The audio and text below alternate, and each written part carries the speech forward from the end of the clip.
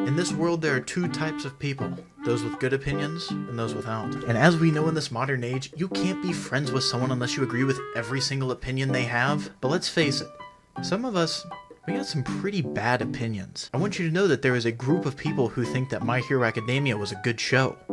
It wasn't. I've compiled some of my worst opinions, okay?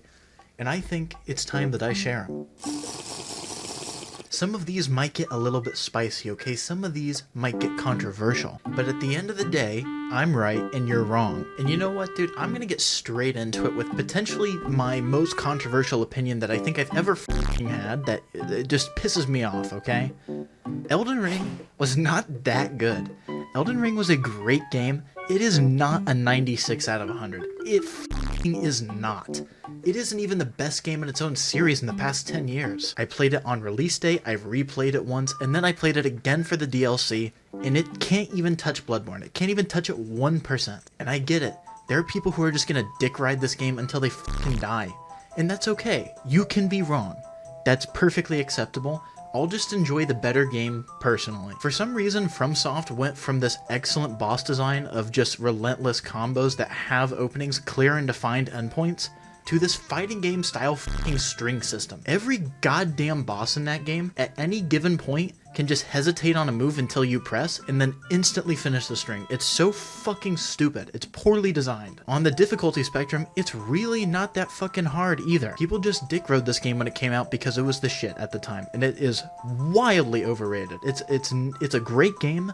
I would take Dark Souls 3 over it. I would take Bloodborne over it. I would take Dark Souls 1 over it. And I'd take Sekiro over fucking Elden Ring, bro. Elden Ring was just okay for a FromSoft game. It was nothing that incredible. Jesus Christ. People keep talking about the PvP, but Souls PvP has been dog shit, like, forever. It's a terrible system. Like, it's a good game, bro. It is not 96 out of 100. You are delusional if you think that game is better than Bloodborne, or even on the same level. I think you are crazy. Speaking of other controversial opinions, here's one regarding anime. Jujutsu Kaisen was, like, pretty mediocre. It's alright. Like, Season 2 was definitely better than Season 1. Season 2's a massive improvement. I think the whole flashback hidden inventory arc is really good, but excellent fights and animation and choreography doesn't make a show quality. That's not, the two are not on the same level. Like, the story of JJK is just kind of mediocre. Outside of Gojo, I don't care about any of the characters, like, even slightly. And small spoiler warning, I'll give you a couple seconds to leave here. They might actually have some better characters if they didn't stop fucking killing people all the time. Like, why did we spend an entire season with these characters just to remove half of them in like a 2-episode span? And I get people are gonna say, oh, it's artsy, oh, that's the whole shtick, it's the shocking event. It's really fucking not. It's really not. Is it really shocking when you keep doing it over and over? The answer is no. Is it like an 8 out of 10 show for a shonen? Absolutely. Is it the second coming of Jesus Christ? No. No, it's not. Like, dude, I'm begging you. Please give me one thing that JJK does better than shonens previous to it. You fucking can't. There's nothing. The only thing you can accredit to it for being better than everything else previous to it is animation quality. And to be honest, that's not something that impressive, which moves me on into another hot take. Animation is actually decreasing in quality. Now, this might be some kind of shocking thing to hear, but this is not a crazy opinion. It's just true, actually. Like, let's look at Naruto, which aired, like, probably over a decade ago now. Probably finished airing a decade ago. The choreography of those fights is excellent, and more importantly, it's fucking readable. You can see what's going on. Now, let's look at the fight from the most recent season of Demon Slayer. What the fuck is going on in this? What is happening? I can't tell the moves. It is just flashes. Is this impressive from some kind of technical level? Yes, absolutely. Is it a visual spectacle? Yes. Can anyone tell what's going on a first look? No, it's terrible. The readability of new animation has made the viewing experience of shows like One Piece, Jujutsu Kaisen, and Demon Slayer substantially worse. It is weakened all of them dramatically. Like, Luffy versus Kaido in Gear 5th would have been 10 times cooler if I could fucking tell what was going on half the time. But alright, let me cool it down. Let's go with a bit more of a sane take. I think tea, in general, is way better than coffee. And this is coming from the most American fuck you'll ever meet on the planet in a southern small town. I think that tea is way better than coffee in almost every way. It produces a similar level of caffeine but also a lot of teas have fucking theanine in it. Theanine and caffeine are the dream team. It's like Shaq and Kobe. Have you ever gotten tea drunk? Have you ever experienced this? Have you ever looked into being tea drunk? It is a euphoric experience. And to be honest, half of you watching this don't actually like coffee. I'm that asshole who's going to tell you that if you can't tolerate black coffee, you don't like coffee. You like the shit you're putting in it. Now, I personally can drink black coffee, and I do somewhat frequently, but I think that tea at a base level is way better. And there's so many more varieties of it too. Like your fucking loose leaf oolongs are so radically different from like an Earl Grey or like a matcha. There's so many varieties of it. It's just better. It is objectively better. Like I love coffee. Like a nice espresso is probably one of my favorite drinks out there. But to be honest, like I have a whole fucking tea setup over there. You see that kettle? You see that? That is a kettle, an electronic brewing kettle. And it fucks. It goes so hard, and you will never experience it. Because you sit there drinking your Starbucks 70 grams of sugar bullshit. Fuck you. Next up on our list here, I think in general for a normal gaming experience that's unrelated to content creation or competitive gaming, I think consoles have a better experience than PC. And I haven't used a console in like 7 or 8 years now, and I miss it. I miss it a lot. I think the best way to enjoy a story-based game, or just a casual game, is on a couch with a controller playing on a TV with speakers. I think that is much better than at a desk with a keyboard and mouse, a headset, and like computer monitors. I think it's a much better experience. And more importantly, consoles run things consistently. PCs don't. With PCs, like, you can have a very specific build, and your drivers have to be tailored to your PC, and then sometimes some games have incompatibilities, and so you'll be playing, like my PC can get like 150 frames on, like, Sekiro or GTA 5 easy. If I boot up Fortnite on this thing, which I don't do regularly, my PC fucking explodes. Then there's, like, some old, like, retro PS2 games you can get on there, that also can just light a 4090 on fire because they're unoptimized. You put that on the original console and it does just fine because it's standardized. You don't have to worry about all the different models and everything. It's just a better casual gaming experience. There's less headaches involved. It's easier to set up. And at the end of the day, I think a couch is the best way to experience a story-based game. This next one isn't really a controversial opinion. It's just something that might invalidate my entire channel. I've never played a Zelda game. Never. Not even once. I tried Breath of the Wild on my Switch. That shit was so boring. I dropped it in like an hour. That was one of the most fucking dreadfully boring experiences of my entire life. I don't think I've ever been that bored with a video game. Like, people give that game a 96. My ass. That game was shit when I tried it. Now, I will say, I put like an hour into the Ocarina of Time remake on PC that I'm trying out. That's going to be my first Zelda game, since it's apparently the #1 game of all time according to Metacritic, which is, by the way, fucking crazy. That is a crazy opinion. I've been trying it out. And admittedly, it is pretty good. I do like Ocarina of Time so far. I'm going to probably finish that up and make like a quick video chatting about it. But in general, I think Zelda is, like, or Breath of the Wild specifically was, like, so overrated. Like, it just doesn't look fun to me. It wasn't fun when I tried it. Like I said, not really a hot take, more just an opinion that could, like, invalidate every opinion I've ever had on this channel. Next up, let's go to music. And I got a crazy opinion.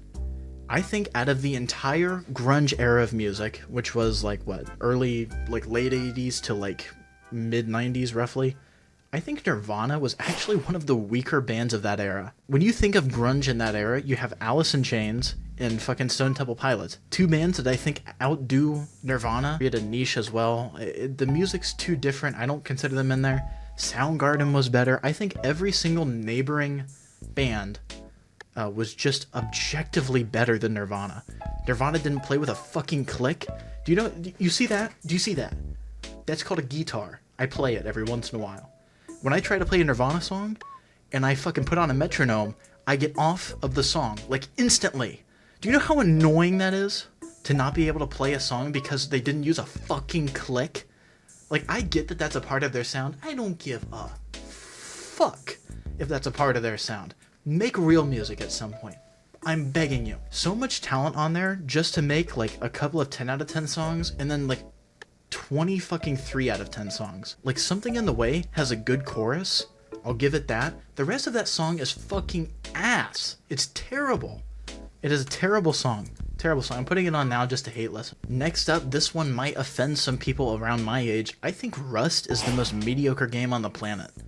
The only thing fun about Rust is player interaction, and most of the time you get shot on sight. I think that whole little subsection of games, like Ark, DayZ kind of falls into that category too, and Rust.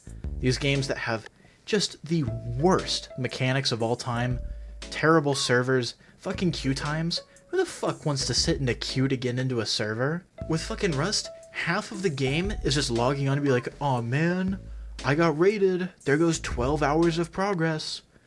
What is enjoyable about this experience? Please, fucking tell me, please. Is it the player experience that you treasure so much, where you get shot on sight half the time, and the other half of the time is people just ear raping you in game chat? Really? Is that what's fun about Rust? Rust is a terrible fucking game. Stop playing it. It is such a time sink. It is such a time sink. Like, dude, if you put that many hours into Rust into another game that had, like, residual, like, skill learning and stuff instead of, like, grinding for resources, you'd probably be a pro. My next take, Red Dead Redemption 2 was probably the second biggest example of dick riding in a video game I've ever seen. That game is not in the top 10 games of all time. That is a crazy opinion that people have. And it's just wrong. It is just objectively wrong. GTA 5 was a better game 5 years prior. Excellent story mode, right? Beautiful graphics. Like nothing else. Like actually nothing else. The gameplay is super fucking mid. The online was terrible. That online was so bad they abandoned it like a year into it. Is it the 7th best game of all time? No, I don't think so. I would shave like 7 or 8 points off of it. That's more of like an 88 out of 100 rather than a 96. You're telling me that there's only 4% bad? That's a crazy take. That is a ridiculous take. It's just not true. Fuck off. Finally, back to some hot takes that I've stated on this channel before. I think Kingdom Hearts 1 is generally better than 2. I really do think that. I know that that's a really controversial opinion. People say Kingdom Hearts 2 is the best game in the series. Kingdom Hearts 2 is the beginning of when the story became like super schizophrenic to follow, where it just started making no sense. And also Kingdom Hearts fans, I feel like, became insufferable when they started talking about 2 rather than the whole series. Does Kingdom Hearts 2 have a better combat system than 1? Yeah, in a lot of ways, for sure. People want to say that Kingdom Hearts 1 is just mashing X. Well, Kingdom Hearts 2 is just mashing triangle. There's not a whole lot of difference. You can be as brain dead in either game as you want it to be. The difference is that Kingdom Hearts 1 has a coherent story start to finish that doesn't require like a 14-hour video essay to follow, whereas Kingdom Hearts 2 is basically like, I hope you have a month of your life ready to waste on a pointless Disney story, because that's exactly what 2 is. 2 is an inferior version to 1. Yes, it has better combat. Yes, the story is good. Is it just a better game than 1? I don't think so. I can't agree to that. I can't agree to that. And my final hot take of the video is that mayonnaise fucking sucks. Mayonnaise is terrible. Mayonnaise has one applicable use, which is as bread lube. That is what mayonnaise is. Mayonnaise is bread lube. If you are using it in any other instance, you are a sick fuck. You are ill. You are mentally ill. If you put mayonnaise into things, if you're the type of person who spreads it on a piece of bread, and by the way, this is a traumatic experience that I'm not making up. My mom put some on took a knife, was putting it on a piece of bread, got done, licked the knife clean. I've never been more mentally damaged in my entire life than knowing that human beings do that they consume that like mayonnaise on its own. It is vile. It is terrible and vile. Have you ever seen how mayonnaise is made, dude? It's egg oil. It is terrible. Read the nutritional fucking facts on it. It tastes awful. It's way too fucking rich. It just tastes like raw eggs. It's fucking awful. It is one of the most terrible things humans have invented, and the fact that we have normalized putting it in and on things that aren't just a tiny bit at the base of a sandwich is disgusting. You are mentally ill if you do that. If you use mayonnaise for anything other than sandwiches, there's a layer of hell for you, specifically for you. You need help beyond this video. If you're a mayonnaise hater, fucking rise up, dude. And also, please go ahead and put your hot takes in the comments. I'm gonna have some fun going through these and reading them. But if you put a hot take down there, please don't be that asshole who doesn't explain the hot take. At least put some like reasoning behind it. Like if you think that bolo ties like these ones, which are cool, make you look like an idiot, at least put some sort of reasoning behind it. Like cite a source or two. Like I guarantee you, if you cite like a Harvard source, no one's gonna argue with you in the comments. You'll instantly win every single battle you'll come across. What am I fucking saying? God damn, I'm hammered. Some of these might get a little...